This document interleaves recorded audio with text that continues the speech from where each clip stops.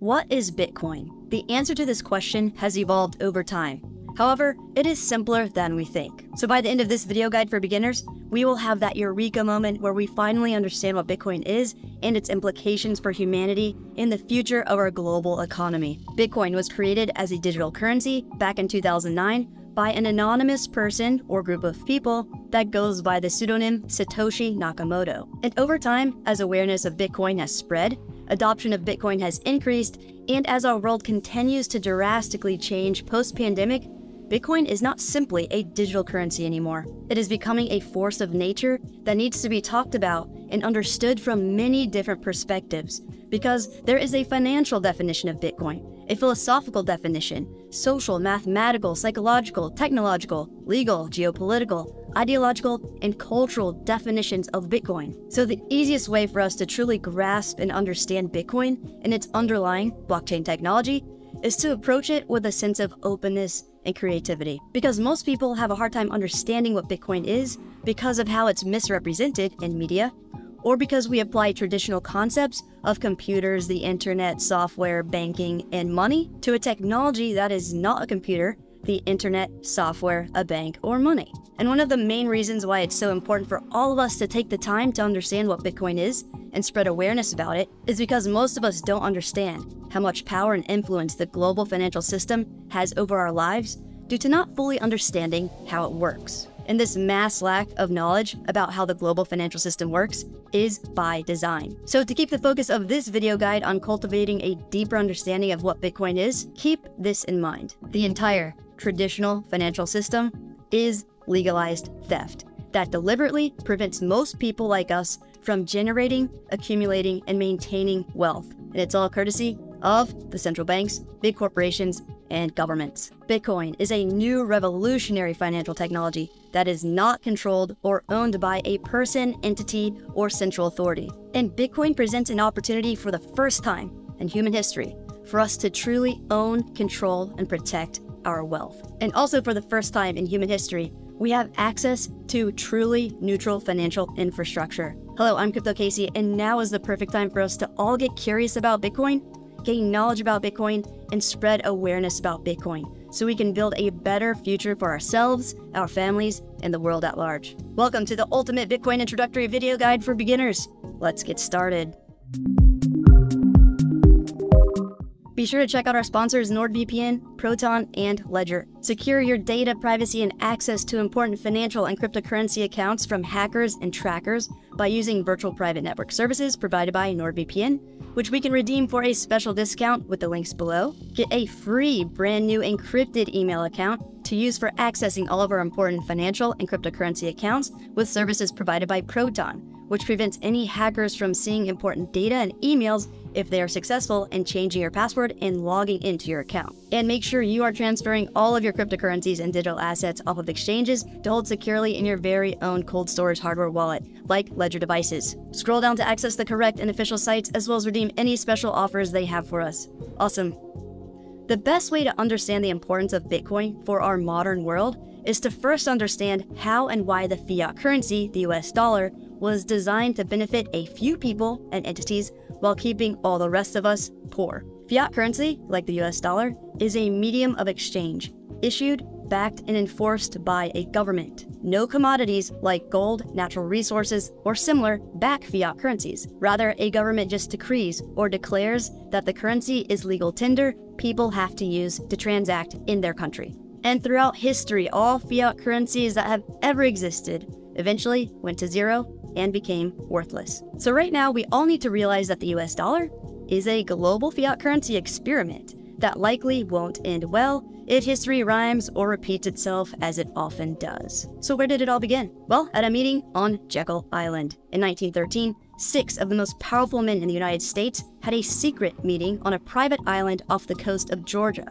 where they created a plan for a new US central bank, which became the world's most powerful bank for over a century now, the Federal Reserve. And a central bank, in a nutshell, is an institution that can generate perpetual profits and never sustain any losses. It creates money whenever it wants, unfairly distributes it to bankers, bureaucrats, and big businesses. So, since bankers, bureaucrats, and big businesses receive new money that enters the economy first before everyone else, they have massive financial advantages over us, like arbitrage opportunities to buy assets before prices rise. So by the time the money trickles down to us, assets are more expensive. And this unequal distribution of money is a key driver of injustices in our modern society. This phenomenon is known as the Canton effect.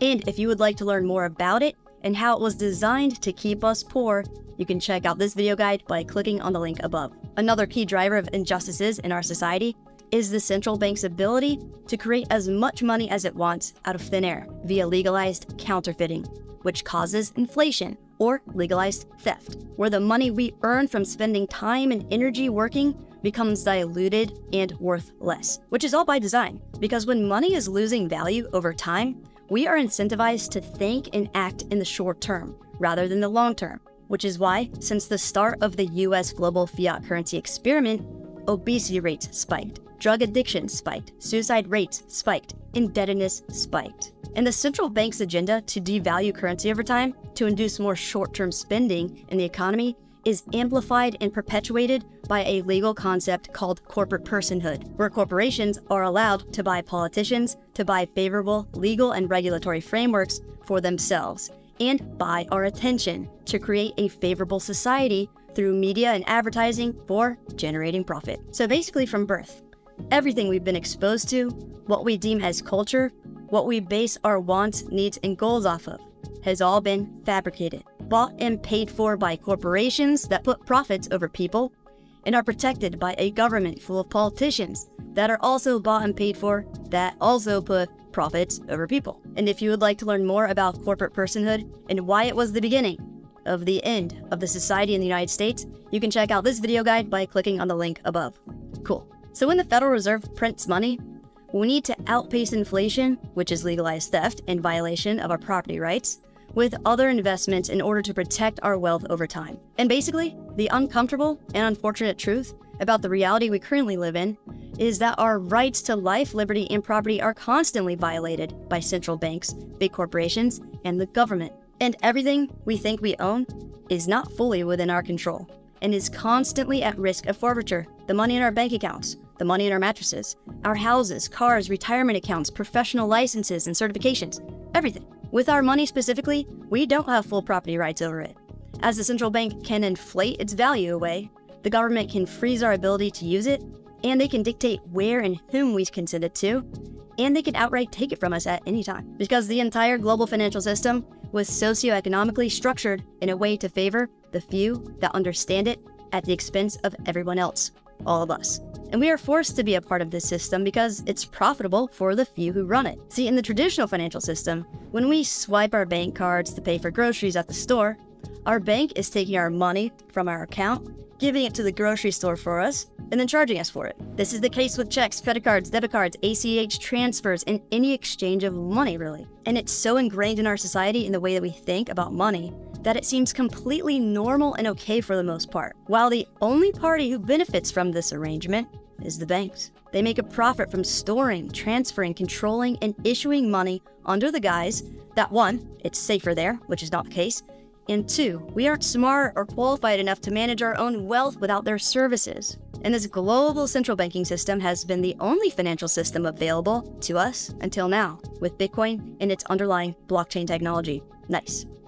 Now that we understand how the current global financial system is designed and works, let's contrast it with Bitcoin to fully understand how it was designed and how it works at a deeper level. With Bitcoin, we can completely own and control value, as well as send and receive value directly to anyone around the world, anytime. And there are technological elements that prevent that value from being inflated away over time. So let's break that down together. One of the main hangups people have with understanding Bitcoin is something we've been conditioned to accept from our traditional financial system, which is separation between value and storage or transference of that value. See, we can have fiat currency like US dollars as something representative of value, yet we have to use completely separate mechanisms to actually use it, store it, and move it around. For example, you have US dollars representing value, and you have a Bank of America account to store it in, and you have maybe an American Express credit card to spend it, and maybe even a PayPal account to buy, sell, and manage it as well. This is a concept we are accustomed to because that's all we've known until now with Bitcoin. So instead of having fiat currency like US dollars that represent value,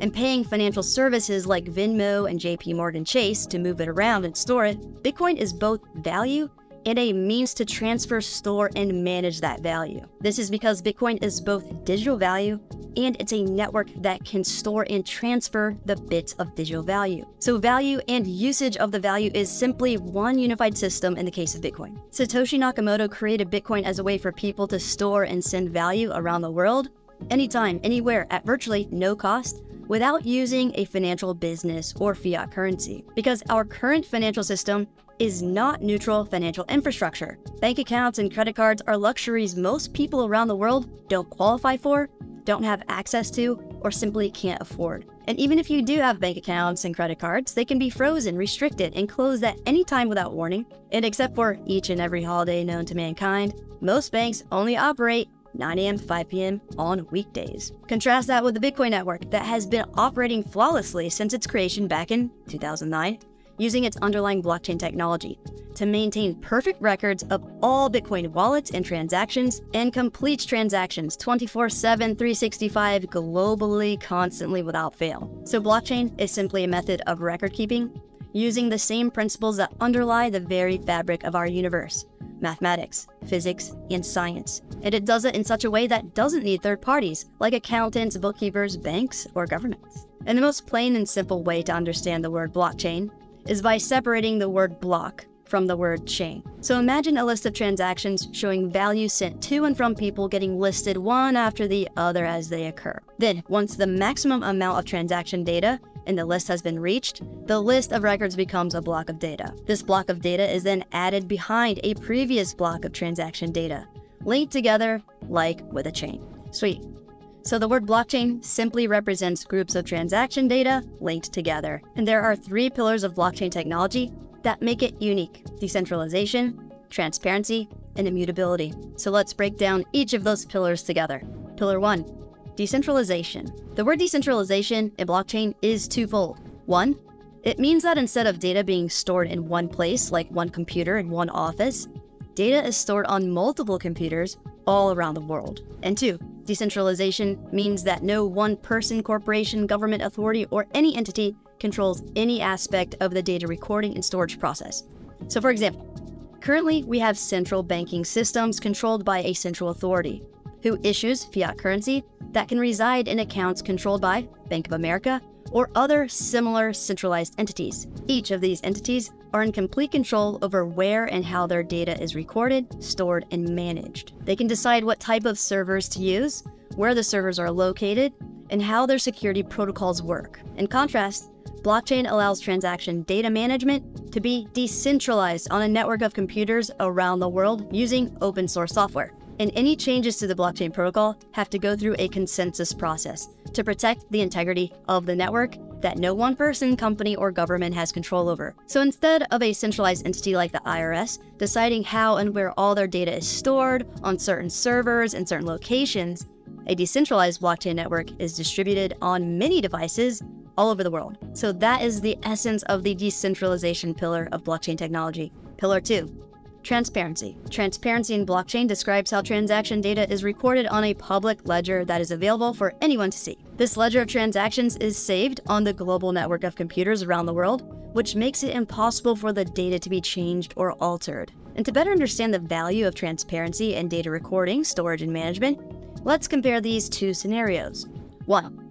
Currently, pretty much 99% of citizens in the United States do not know how every single one of our tax dollars is used. We just have to take the government's word for it, or draw our own conclusions from our own experiences, or manipulated media stories. And even if the government had to show us where every single penny went, it would be very easy for them to forge or manipulate any data they chose to share with us, since they control their own data and create their own reports. So you can see how this scenario is not exactly transparent or trustworthy.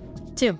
Let's imagine a different scenario where all US citizens had access to a live running ledger of where every single taxpayer dollar was spent by the government at any moment in time. Basically, everyone could see a full disclosure of how our government is managing our money. So you can see how this scenario is more transparent and trustworthy. the second pillar of blockchain technology. Pillar 3, immutability. Immutability means that the data recorded and stored on the blockchain cannot be changed, forged, or altered. And this is achieved through mathematics, physics, and computer science. More specifically, cryptography and blockchain hashing processes. So if you would like to learn more about what blockchain is and why it was developed, check out my blockchain video guide for beginners by clicking on the link above. Amazing. So to recap, blockchain uses math, physics, and computer science to record and store data in a way that ensures once new data is verified, it is unmodifiable, it's distributed across a vast network of computers around the world, so it's hard to destroy, and no one person, entity, or authority controls the data or network, creating a transparent environment. And Bitcoin is a use case of this blockchain technology, its use being a digital currency that people can use as a form of payment to send to and from each other, or hold as a store of value similar to gold. And ultimately, Bitcoin is the world's first truly neutral financial network infrastructure. Cool.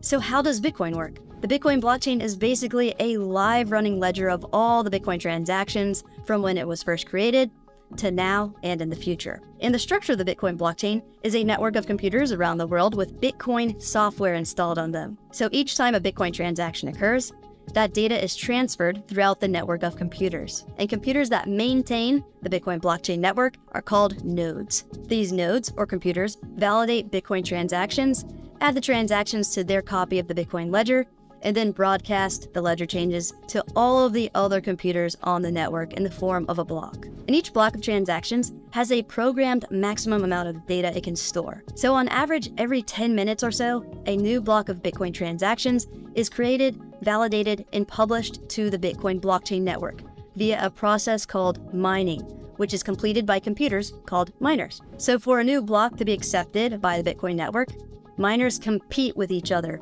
using computing power to verify transactions in exchange for mining rewards. These mining rewards are in place to incentivize miners to participate in the mining process, to ensure the Bitcoin network continues to be audited, secure, and essentially maintained. Miners are rewarded with Bitcoin each time they verify a new block of transactions, and mining rewards are twofold. They are a combination of 1, newly minted Bitcoin that were not previously in circulation, and 2, transaction fees in the form of Bitcoin that were already in circulation. So there are existing Bitcoin currently in circulation, and there are some Bitcoin not in circulation right now that will be mined and enter into circulation in the future, until the last Bitcoin is mined. Because an important characteristic Satoshi Nakamoto programmed into Bitcoin was a maximum supply. Unlike fiat currencies like the US dollar that do not have a supply cap, the total amount of Bitcoin that can ever exist is 21 million Bitcoin. And Satoshi implemented a maximum supply of Bitcoin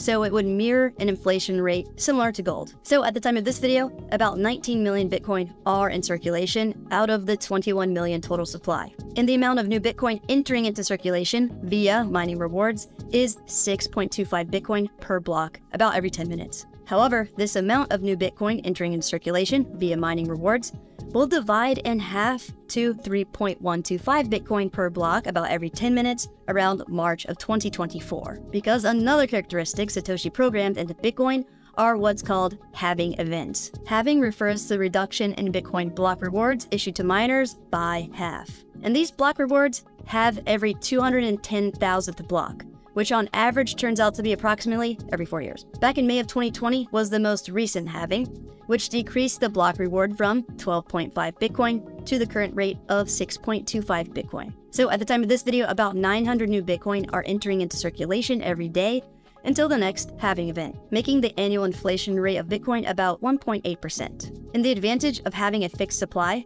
is that Bitcoin's inflation rate will eventually reach 0 once the last Bitcoin is mined. Currently, the last Bitcoin will be mined in the year 2140, which is about 117 years from now. And a fixed supply and high demand creates scarcity, which typically increases the value of assets with fixed supplies like gold, and can be expected to play out in the case of Bitcoin as well, based on its performance in past halving events. Another advantage of a fixed supply is you don't experience issues like we are experiencing with the US dollar as the currency is devalued, infringing on our property rights via legalized theft.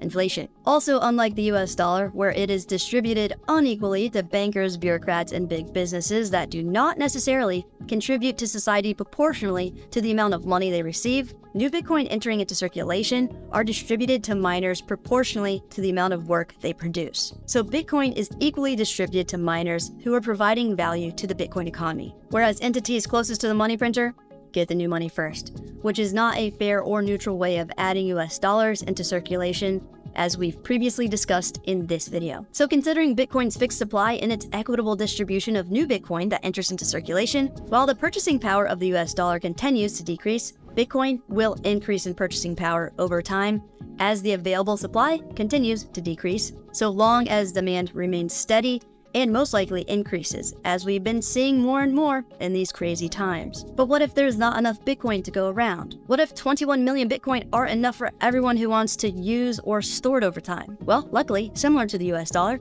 Bitcoin is actually divisible. So like how the US dollar can be divided into smaller units like quarters, nickels, dimes, and pennies, Bitcoin can also be divided. Here's a chart showing the different denominations of Bitcoin from 1 unit of Bitcoin all the way to the smallest unit of Bitcoin, which are called Satoshis, or Sats for short. 1 Satoshi is 100 millionth of a Bitcoin, or Bitcoin to the 8th decimal place, which is represented by a decimal followed by 7 zeros and then a 1. At the time of this video, 1 Satoshi is worth less than a US penny. So you can see how Bitcoin is actually more divisible than the US dollar, and most other fiat currencies as well, as the smallest denomination of US dollars is a penny representing 1/100th of a dollar, while Satoshis represent a whopping 100 millionth of a Bitcoin. Smaller units of Bitcoin and standard denominations make using Bitcoin much easier, as it would be too limited to try and pay for things with one whole Bitcoin unit alone. That would be like trying to buy a bottle of water with a gold bar, which wouldn't really work. Satoshi Nakamoto knew that in order for a currency to work in a society, it must be easily broken down into smaller increments so it can easily represent a value equal to any and all goods or services available in an economy for exchange. And Bitcoin is more than sufficiently divisible, as it allows for quadrillions of individual units of Satoshis to be distributed to anyone around the world, meaning we don't have to buy one whole Bitcoin.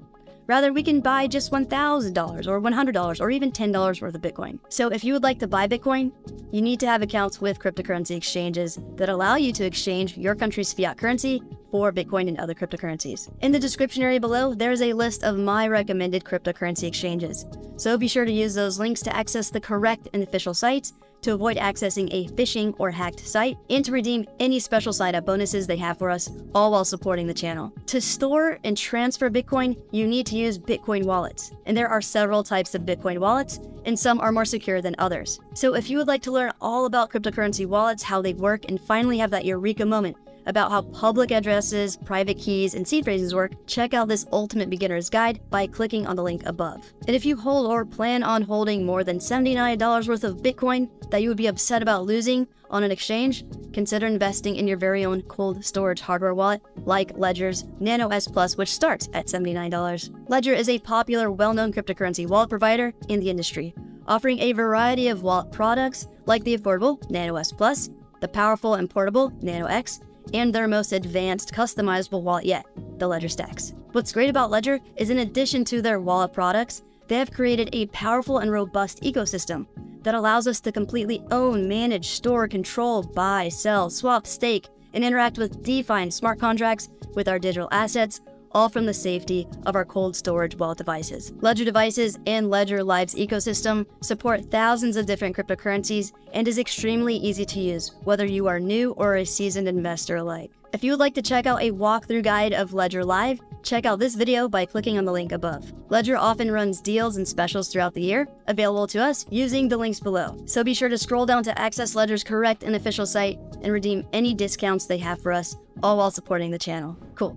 So as you can see, viewing Bitcoin from different perspectives helps us understand the many implications of Bitcoin and blockchain technology on the future of our global financial system and humanity at large. Because economically, Bitcoin represents a new, innovative asset class that is distinct from traditional assets such as stocks, bonds, real estate, and precious metals. Its scarcity, portability, and divisibility make it a compelling option for some investors and make it uniquely available to everyone, promoting greater inclusion in the investment world. And financially, Bitcoin is a peer-to-peer network that allows transactions to be conducted without the need for intermediaries like banks and other financial service providers. Philosophically, Bitcoin is a new type of currency not controlled by governments or central banks, rooted in principles and the desire for financial freedom and sovereignty over one's financial affairs, promoting greater economic freedom and autonomy for individuals. Socially, Bitcoin is a disruptive technology that is transforming the way we think about money, value, financial transactions, and investing, with potential to democratize access to financial services, particularly in countries with weak, untrustworthy, and non-inclusive financial infrastructures. And geopolitically, Bitcoin is disrupting traditional financial systems and challenging the hegemony of global powers, with the potential to undermine traditional notions of national sovereignty and control over financial systems by central banks, governments, and big businesses. The use of blockchain-based systems like Bitcoin can promote greater economic integration and cooperation between countries, ideally reducing geopolitical conflict and creating greater stability and trust in the global financial economy. Bitcoin is a big deal, and it's up to us to spread awareness about it with all of our friends, families, and everyone we care about in order to try and build a better and brighter future for humanity and the world at large. Awesome. If you would like to learn more about the implications of a US central bank digital currency and why it's important to spread awareness about it, check out this video. If you'd like to have that eureka moment and finally understand how wallet phrases, private keys, and public addresses work, check out this video. And use this link on the screen to get a Ledger wallet device to take complete control and ownership of your crypto. Like and subscribe for more. Be safe out there.